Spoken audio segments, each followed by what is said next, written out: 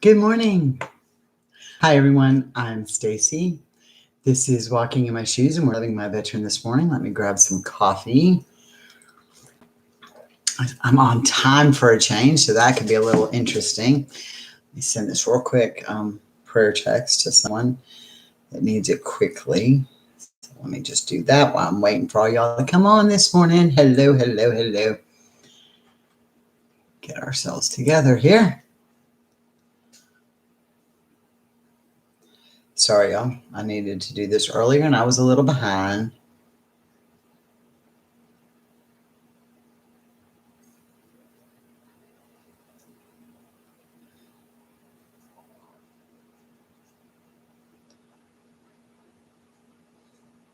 Here, sorry. I have a friend who's having surgery, and I forgot to send her a text this morning. So I want to make sure I did that. Hope everyone gets their coffee, gets situated here. We're going to get started.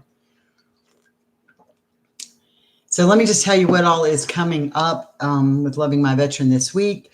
Let's do not forget that tomorrow we do our Walking in My Shoes like we always do every morning. And then we will do go over to Behind the Service podcast and do coffee conversation and collaboration. That link is on our page. Tomorrow night, we're going to get to celebrate Behind the Service podcast 1 year anniversary with them. That's at 8 p.m. Eastern time. And of course, Stephanie will come on at 6:30 and do our Wellness Wednesday motivation, because that's just what she does. And she always manages to uplift us. So that is where we are going forward. And I just wanted to say that so everybody is aware.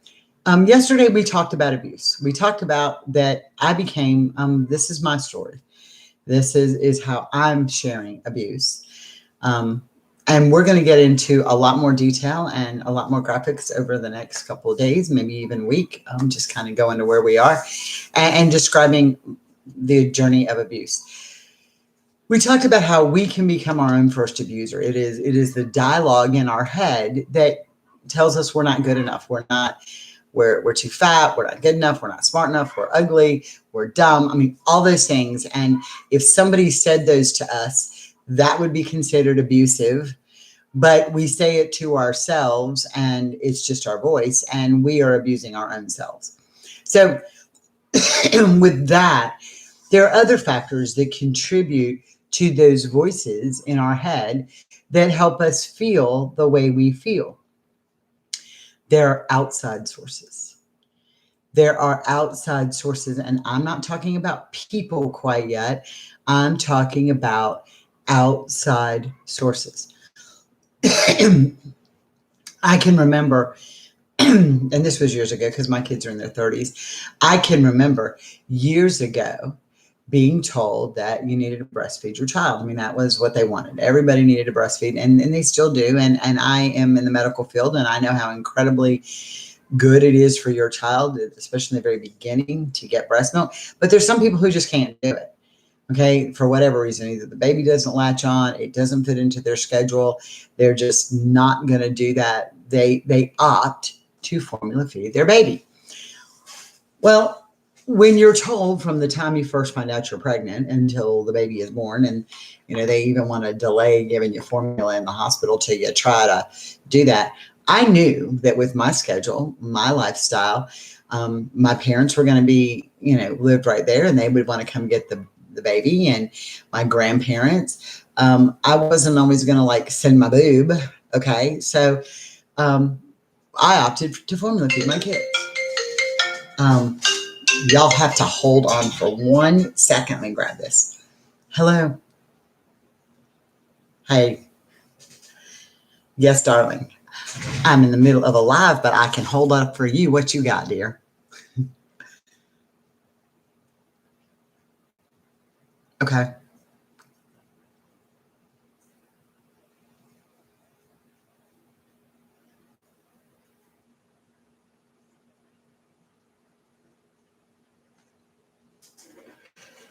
Yeah, I heard. She told me.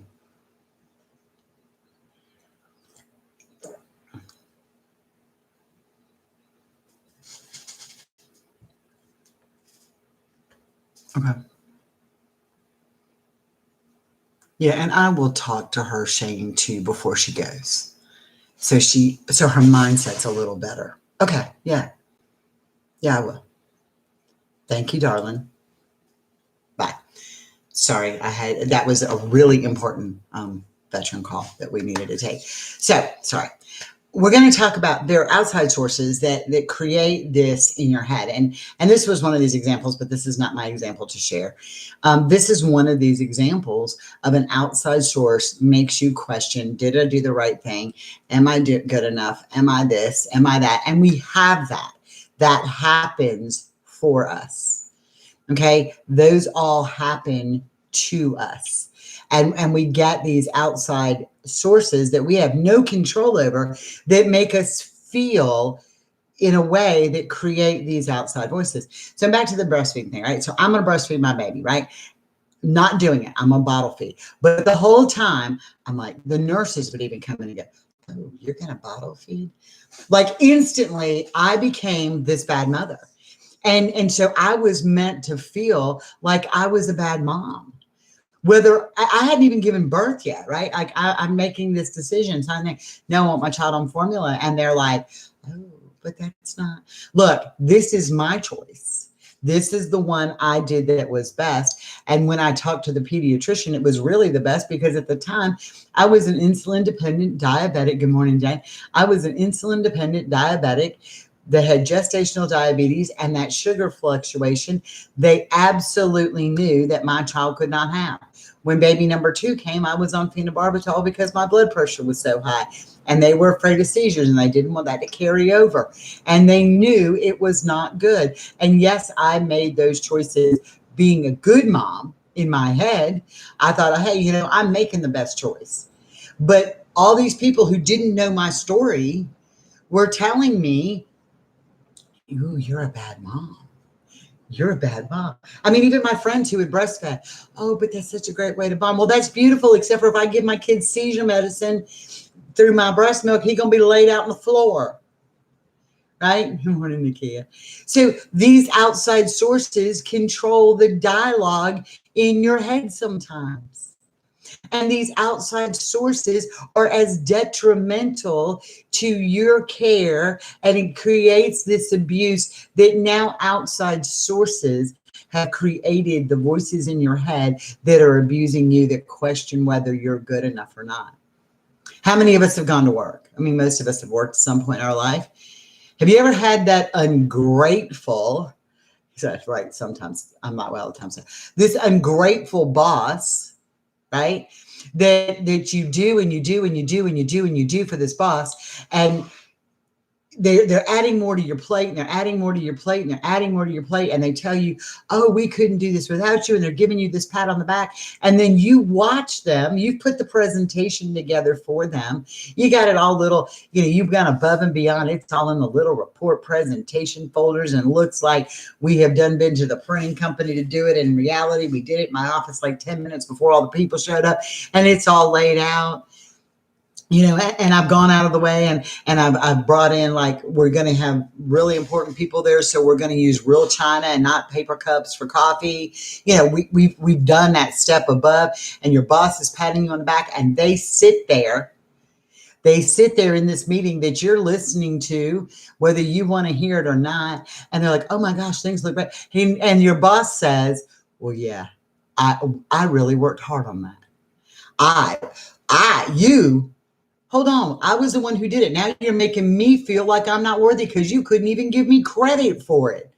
So I get that abuse. That abuse goes on. How many times have you stayed late to get that extra report done, to do that extra project, to do that extra something for somebody, and they take the credit and they dump it on you, and then they look at you and they said, well, yeah, been there, done that. That's why you're not working. I get it. How many times have you done and stayed because they've said do it, and then the next breath you're called into the office and say, we need to cut down on the overtime? Really? Well, then don't give me so much shit to do. Well, you need to learn to manage your time better. Manage your time better. I just did my job, your job, and 3 other people's job, and you want me to manage my time better, and it's now my fault? That is abusive. It is making you feel less than who you are. Okay, so when we talk about abuse, it is not always abuse created by a spouse or someone in your household. There is abuse that goes on every single day that we don't understand, and we brush that off. Nobody stood up to their boss and said, hold tight, you are abusing me. You are abusing your power over me. This is not working for me. We didn't call the domestic violence hotline when this happened. I've been on vacations.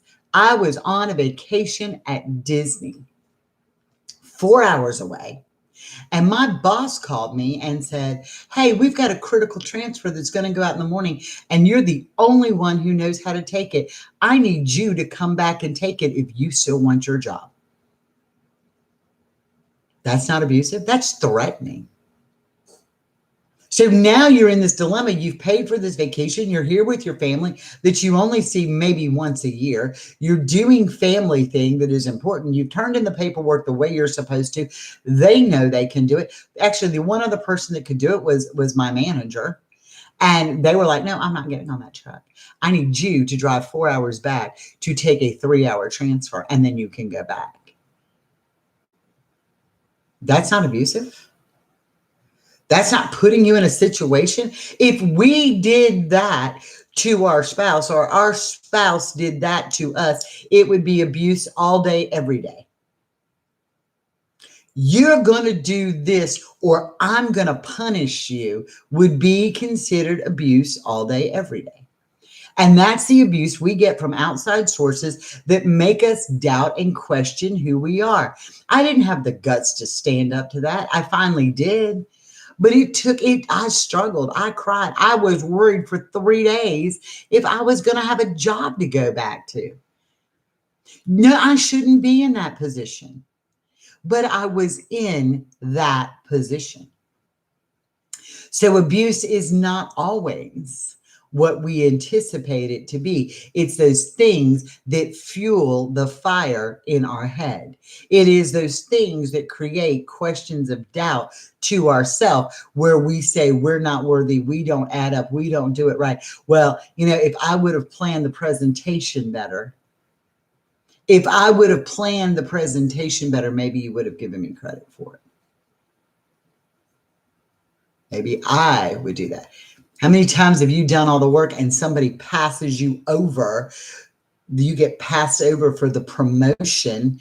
And the real reason you get passed over from the promotion is not because you're not qualified, because you're more than qualified. You're probably qualified to do their job, but not because you're not qualified, because if they promote somebody else or they promote you, nobody's going to do the shit that you were doing, right?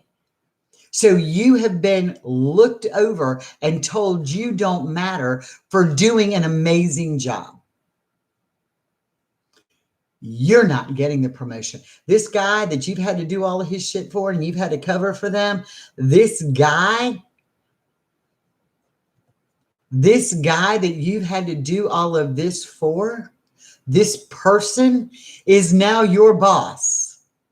And I expect you to show them respect. Okay. They're my boss. They can be the boss. And then the boss comes in, the new boss comes in and says, why aren't you doing what you used to do? Why aren't you picking up the slack? Why aren't you doing because that's your job. That's what you wanted. Well, I wanted it as long as you were going to continue to do what you were going to do that really wasn't part of your job. You don't find that the least bit abusive somewhere along the way. It creates the dialogue in our head. That's the dialogue we fight. That's where we tear our own selves down. And abuse is the way you interpret things. Now we're going to move on to probably a really touchy subject. A really touchy subject. What are you saying? Insubordination. Yeah, that's why I was let go. And I'm glad I did. Yeah, you got rid of some of those voices. Amen, sister. Amen. Let me tell you about really abusive situation. As a parent,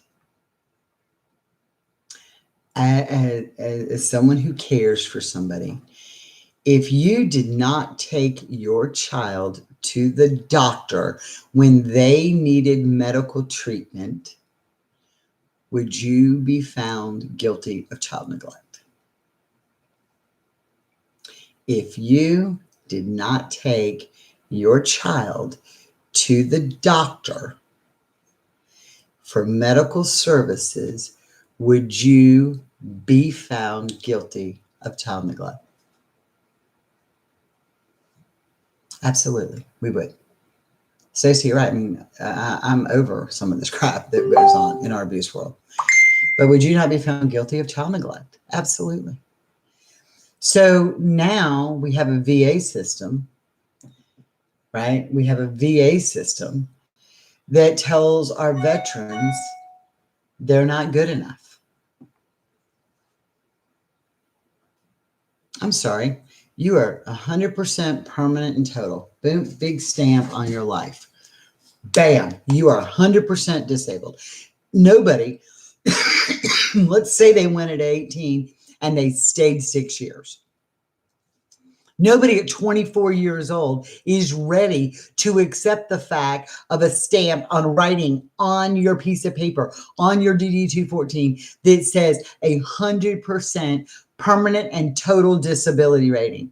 You know, as spouses, we get it. It's almost like we want this. And we do when it comes to the financial side. I understand that, to give them what they need to go to work. But we're missing the mental side here. At 24 years old, you're now told you can never work again. You are permanently and totally disabled. That's what you see in black and white.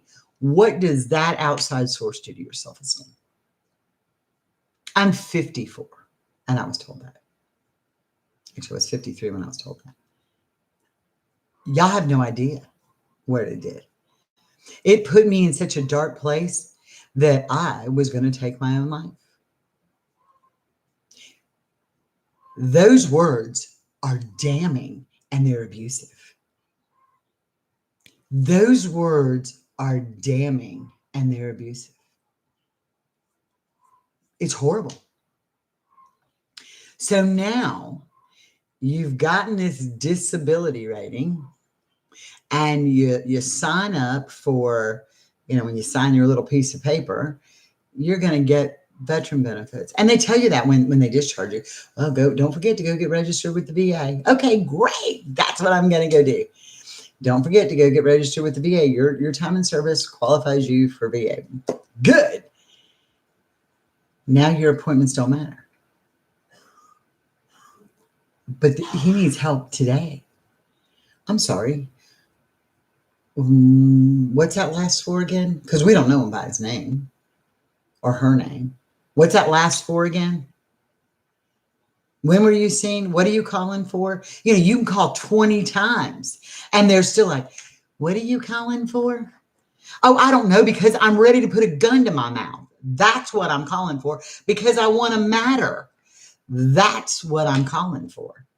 You're just another number. You're just another statistic in their godforsaken equation. You don't think that that is abuse and makes you question your worth? You've gotten this big stamp on your file that says 100% permanent and total. You're not going back to work according to the military. What you've had, injury you've had in the military, when you are discharged, is 100% permanent and total. And now the VA says, well, let's get you in for an evaluation. Oh, I'm sorry. So you're not working. You've spent your savings. You're pulling out of your retirement now to live. The pressure is on your family to support you. All of the benefits that we were given, because, you know, when you're in the military, you're getting like the VHA and the VAQ, and you're getting a house to live in. So now you're doing it on your own with your own mortgage and your own everything. And you got all this based on your income, which you're no longer getting. And they tell you to go to the VA. Oh, and by the way, we have a VA loan that we'll be glad to help you with. Oh, I'm sorry, you're not working? Oh, I'm sorry, you're permanent and total, so you're never going to work? Oh, and you haven't gotten your VA benefits yet? I'm sorry, that's going to take 6, 9, 10 months to process through. 6, 9, 10 months to process through. Yeah, we're overwhelmed. I love that. We're overwhelmed. We can't get you an appointment. We're overwhelmed.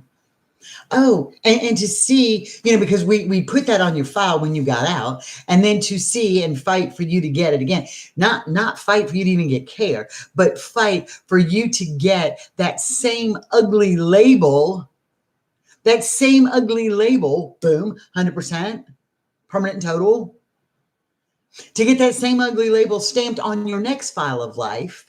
We have to fight for that. We have to fight and go in and say, I'm defective. Hello? What are we doing as far as that abuse cycle goes?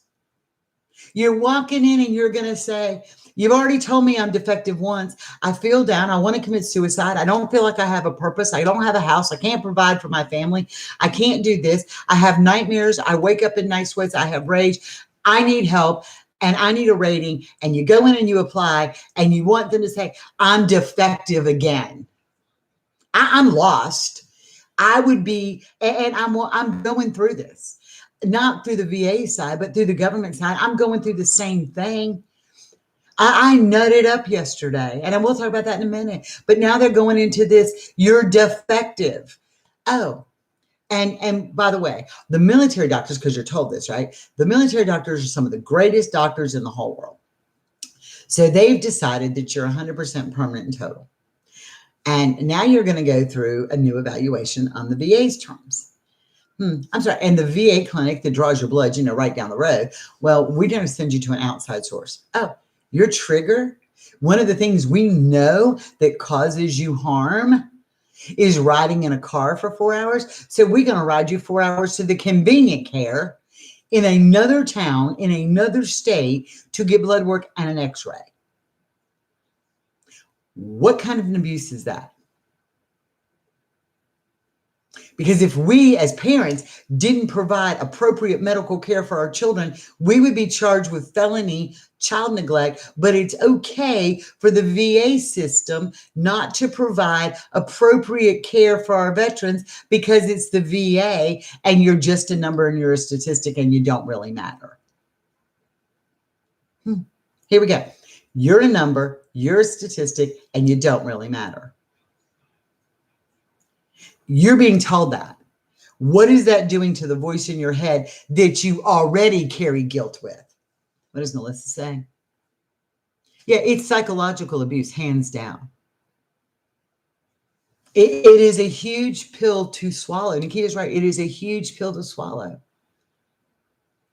It is a massive pill to swallow, to want, because you need to survive, because they say, hey, you can't work again. That's not by your choice, because most people, I'm not speaking for everybody, but a lot of people, especially our military community, a lot of people want to go to work. They want to contribute, but they can't. They can't. Because they have a disability. But now you got to prove that you can't go to work, even though you've been told you can't go to work, because they're the ones who told you that in the beginning. And then you have to wait until you lose everything. And who's going to pick up those pieces when you don't? See, I can say this because I'm going through this. Because I worked my entire adult life, like most people do, and I paid into a Social Security system. I paid into it. Every single paycheck, they took 7.5% and paid into Social Security. Over time, 7.5%. It went to Social Security. It all went to Social Security because that is what it does. And Social Security is designed, hey, when you retire, you get X number of dollars. And if you have a catastrophic illness or injury, we're going to give you Social Security disability insurance. What they fail to tell you are the following. So you have to have a diagnosis where your doctor says you can't go back to work for a year. You are too sick to work for a year or too injured. Okay, boom. I'm now defective. That's how I heard it. I don't know how the rest of the world heard it, but I heard you're defective and you're not good enough to get on that truck. So that's what I heard. I heard you're defective. Okay, great. Now I need health care to treat my defectiveness. Oh, I'm sorry. You lost your health insurance because you lost your job because we told you you couldn't do that anymore? Oh, we don't provide Medicare for 2 years. You get Medicare at month 26. So let me just tell you that. Oh, I'm sorry, you live in Georgia and they don't have extended Medicaid. So unless you're pregnant or loony crazy or on dialysis, you don't get health insurance either. Boom, another stamp. So now I want you to spend every dime you've ever saved, because that's the responsible thing to do, right?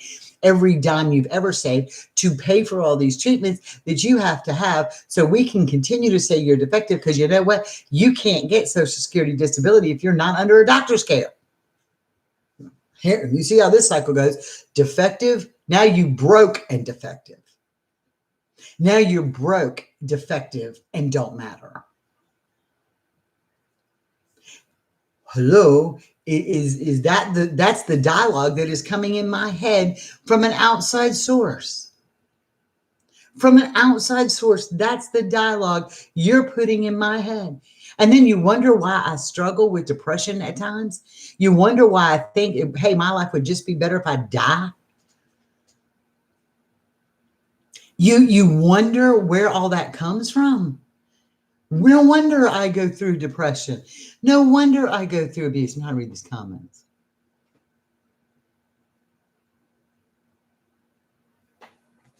No wonder. And then Social Security tells you, guess what? You got to be out of work for 5 months with no income in order for us to do that. So now what happens? My illness has progressed.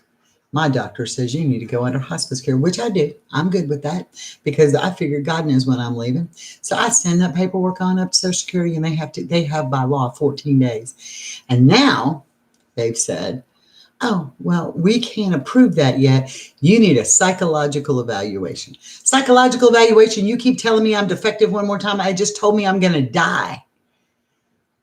And my life still doesn't matter enough to you. And now you've got me to send me in front of some shrink to tell me I'm crazy. Let me show you 50 shades of crazy. That system is abusive. At the highest level, the VA system is abusive at the highest level. When you're not provided the care you need, and you're not being told that you matter. She said, we went through your whole savings when Richard had his stroke and his brainstem. Yeah, you do. And the sad part is that Richard was entitled. He earned, not because he chose to, because he had Agent Orange, a poisoning that the own government gave them. He was sick because of them, and he was told, you don't matter. I don't matter. He did what he was supposed to do in his life, but he gets this stamp that says, I don't matter. And when you start to live in this cycle that you don't matter, that's abusive.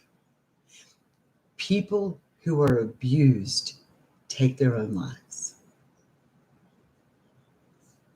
I was at the car yesterday. Y'all, I beat up the tomato plants yesterday. Them poor tomato plants didn't do a damn thing to me. But when that woman told me that I didn't matter, and I said, look, we're going to be out of everything in a few weeks. And she says, well, I don't know how to help you. You're going to have to find a resource. Find a resource. I've done everything shy of sell my kidneys, and they're the only organ that works. You want to talk about not mattering? That's abuse. You've told me that I am a piece of shit. I don't even have a name. You can't even get a supervisor to call me because I don't matter to your stupid system. And my life is worthless. If a person that you lived with said that to you, it is abuse. But the system can say that to me, to our veterans, to thousands upon thousands of other people. And it's okay. It's the system. Carl literally sat there with me yesterday. Not sat is a bad choice of words. He grabbed me yesterday and he kissed me over and over again. And he said, "But you matter to me. And you need to get it through your thick head," because he knew where I was. And if it wasn't for him, I wouldn't be here today. And now I see where the 22 a day come from. They don't all come from the nightmares. They don't all come from what they saw. They come from how they're treated. How that their life and what they went through doesn't matter. That's where it comes from. That's the abuse that it comes from. Stacey, you don't need it. I'm not saying this to be sorry for me. I'm saying this, I'm sharing this story because I want you to understand that this system abuses people and makes them broken.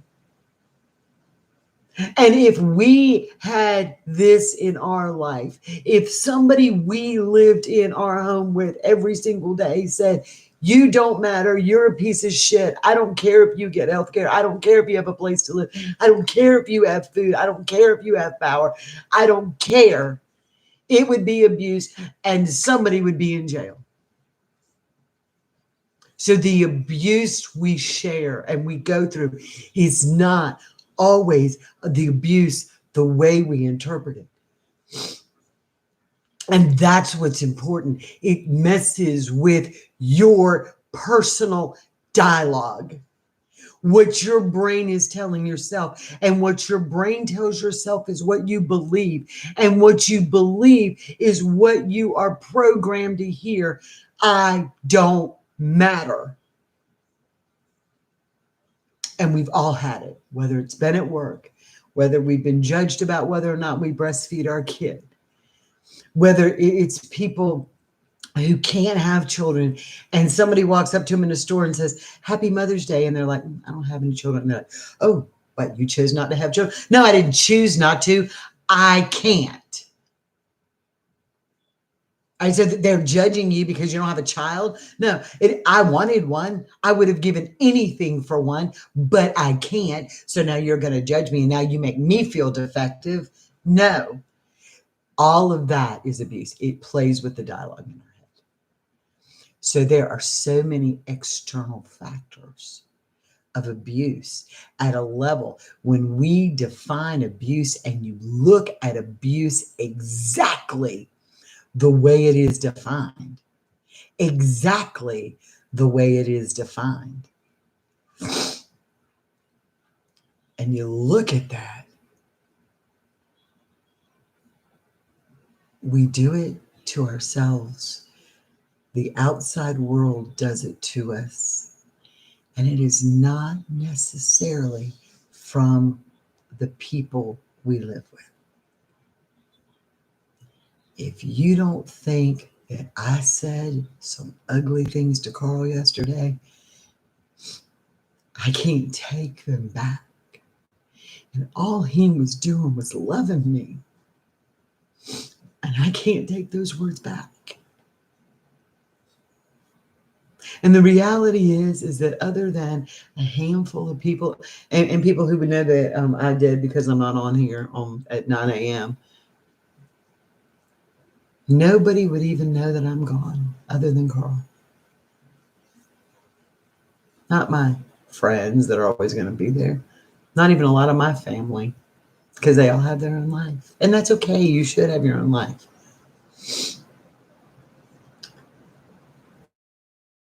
But your life matters is important.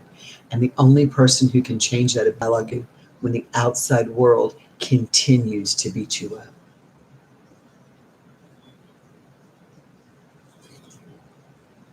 And you may lose me because it came back.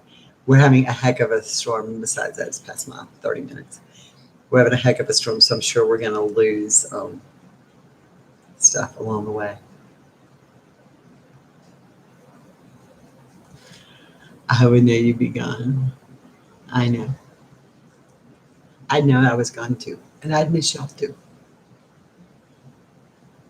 But sometimes it's a struggle every day. We don't realize that abuse, and it doesn't come from where we think it's coming from. Not always. Not from where we expect it. So that was my topic on abuse today. We'll get into more tomorrow. Um, there's just a few things that I need to finish up here. One, um, we have a very loving, amazing member of our family, couple from our family that is at Shepherd's, and there's a little struggle going on. He's doing amazingly well. It's a different little struggle going on. It's an outside source that made her feel like she didn't matter. Like Stephanie, the wife, felt like she didn't matter. So please keep them in your thoughts and prayers. And without sharing anything specific, I have a very dear friend who is very good in this community, a veterans community, who is going through a struggle. And if you could please lift her up in your prayers today as well. So for the rest of you, y'all do matter. You are a family here, and you do matter to me. And it makes you see how easy it is to become one of the 22 a day. It makes it seem how easy it is to become one of the 22 a day. And we don't want that from anybody, because we all do matter. Our lives will be forever changed. And they say that one suicide can affect on average between 120 and 130 people. Okay. That's what happens. And we don't always realize that. So it's just for y'all to understand, it's easy when you feel that beaten. So I'm Stacy.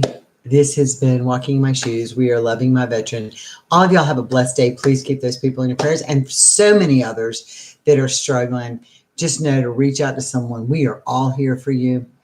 And we love you. Have a blessed day.